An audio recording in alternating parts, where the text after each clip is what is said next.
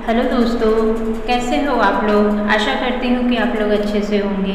आज मैं फिर आप लोग के सामने नई कहानी लेके आई हूँ, तो चलिए चलते हैं, कहानी सुनते हैं। नेहा एक गरीब लड़की थी। उसके पिता एक कपड़े की दुकान पर काम करते थे और माँ दूसरों के घरों में चौका बर्तन करती थी। नेहा अपने माँ बाप की इकलौती लड़की थी। उसके माँ बाप ने उसे बड़े लाड प्यार से पाला था।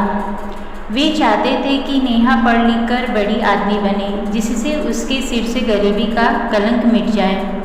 नेहा ने जब 10वीं का इम्तिहान पास किया तो उसके माँ बाप बहुत खुश हुए। उन्होंने कस्बे में एक इंटर कॉलेज में उसका नाम लिखवा दिया।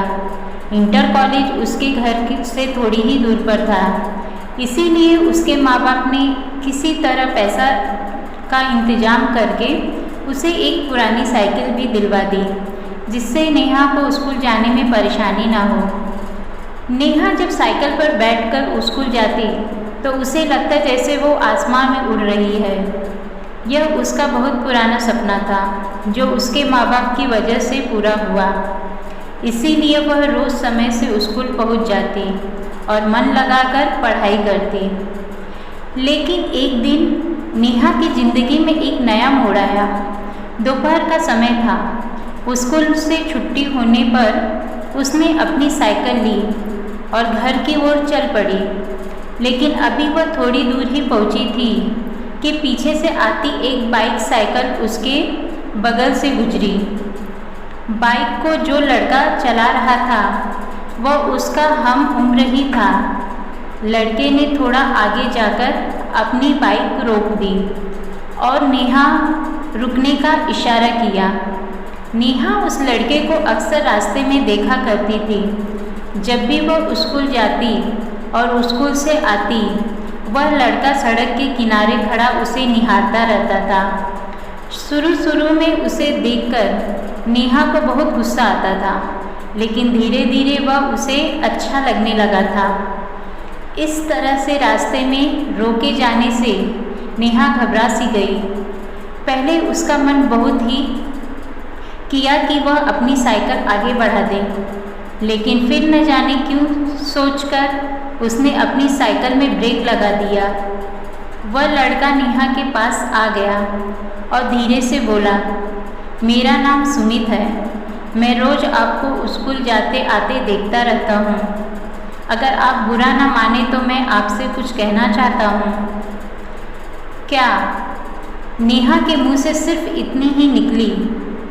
सुमित ने अपनी शर्ट से एक गुलाब की कली निकालकर उसके हाथ में रख दी और उसकी मुट्ठी बंद करते हुए बोला, मैं तुमसे बहुत प्यार करता हूँ। उठते बैठते सोते जागते हर समय बस तुम्हें और तुम्हारे बारे में ही सोचता रहता हूँ। मुझे कुछ भी अच्छा नहीं लगता है। सुमित और भी बहुत कुछ कहना चाहता था, पर नेहा ने उसके ओठों पर हाथ रखकर उसे चुप करा दिया। तो आपको मेरा प्यार कबूल है? उस लड़के ने नेहा की आंखों में आंखें डालकर पूछा। नेहा शर्मा सी गई। उसने चुपचाप हाँ में गर्दन हिलाई और साइकिल पर बैठकर तेज तेज पैडल चलाती हुई अपने घर को चली गई। इस तरह नेहा और सुमित में बातचीत की शुरुआत हो गई। सुमित रोज उसके लिए कोई न कोई गिफ्ट लाता और उसके लिए जीने मरने की कसमें खाता। उसी की बातें सुनकर नेहा दीवानी हो जाती है और अब सपनों की दुनिया में खो जाती है। एक दिन सुमित ने नेहा से कहा कि मेरे साथ घूमने चलोगी? उसने नेहा से आग्रह किया। पहले तो नेहा ने हल्का सा ना नुकुर किया, लेकिन फिर वह तैयार हो गई। उस दिन नेहा बहुत खुश थी। वह तय समय सब जगह पहुंच गई जहां पर सुमित ने उससे मिलने के लिए कहा था। सुमित ने नेहा की साइकिल को एक दोस्त की दुकान पर खड़ी कर दी और नेहा को बाईसाइकिल पर बिठाकर चल पड़ा। सुमित नेहा को लेकर नदी के पास पहुंचा। वहां पर उसने अपनी बाइक खड़ी कर दी और दोनों लोग घास पर बैठकर बातें करने लगे।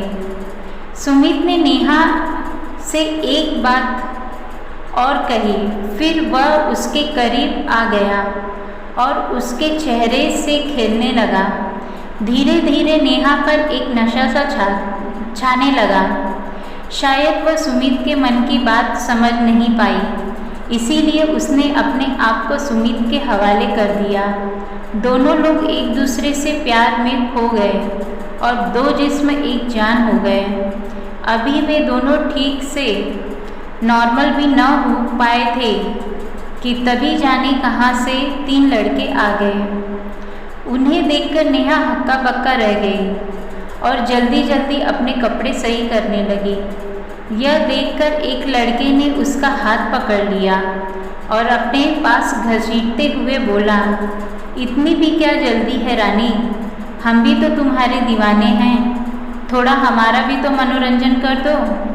नेहा ने कातर दृष्टि से सुमित की ओर देखा, पर उन नेहा की मदद करने के बजाय सुमित हंस रहा था। यह देखकर नेहा का हृदय चित्कार कर उठा, यानी कि यह सब सुमित की एक सोची समझी चाल थी। नेहा आगे कुछ सोच ही नहीं पाई, क्योंकि वह तीनों लड़के उसके ऊपर भूखे भेड़िए की तरह टूट पड़े। नेहा मदद के लिए चिल्ला रही थी और वे उसे नोच घसोटते रहे। कुछ ही पल में नेहा की सहन शक्ति ने जवाब दे दिया और वो बेहोश हो गई। लगभग 1 घंटे बाद नेहा को होश आया। वे तीनों लड़के और सुमित वहाँ से जा चुके थे। दर्द की वजह से उसके शरीर की प्रत्येक नस फट रही थी। उसकी आंखों में आगे अंधेरा सा छाया हुआ था। उसके सारे सपने ध्वस्त हो चुके थे। उसे अपना जीवन समाप्त हुआ नजर आ रहा था। नेहा सोचती रही कि क्यों मैंने सुमित की बातों पर विश्वास किया, क्यों मैं उसके साथ बस्ती से इतनी दूर आ गई। अब मैं क्या मुंह लेकर अपने घर जाऊंगी, अपने माँ बाप को क्या बताऊंगी। मेरा यह हाल देखकर तो वो जीते जी मर जाएंगे। नेहा के शरीर में बिल्कुल भी शक्ति नहीं बची। वह किसी तरह घिसटती हुई नदी के किनारे पहुंची। नदी का पानी कलकल करता हुआ तेजी से बह रहा था।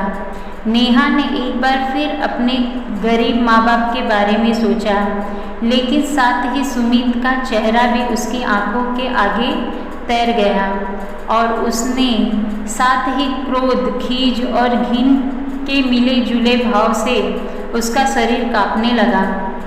नेहा ने अपने दांतों को किटकिटाया और अपने शरीर की बची खुची ताकत इकट्ठा किया और धीरे से खड़ी हुई।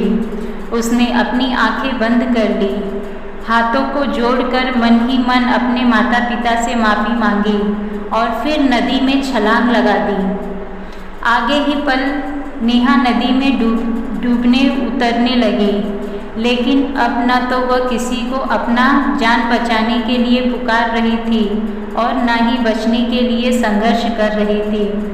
उसका मन अब भी अपने बेवफा प्रेमी के बारे में सोच रहा था।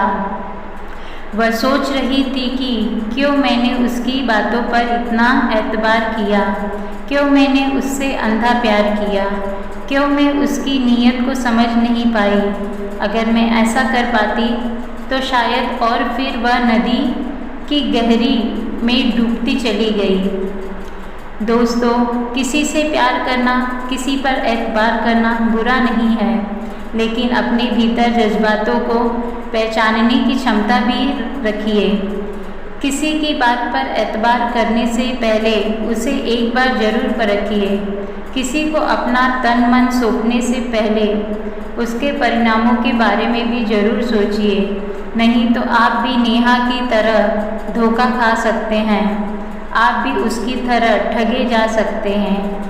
आपको ये कहानी कैसी लगी हमें ज़रूर बताइएगा और इसे शेयर करके अपने दोस्तों तक भी पहुंचाइएगा। हो सकता है कि आपके इस प्रयास से किसी और का जीवन संवर जाए। तो दोस्तों, ये कहानी कैसी लगी? कहानी अच्छी लगी तो प्लीज़ मेरे चैनल को लाइक सब्सक्राइब कर दीजिएगा। थैंक यू सो मच, मिलते हैं नेक्स्ट वीडियो में।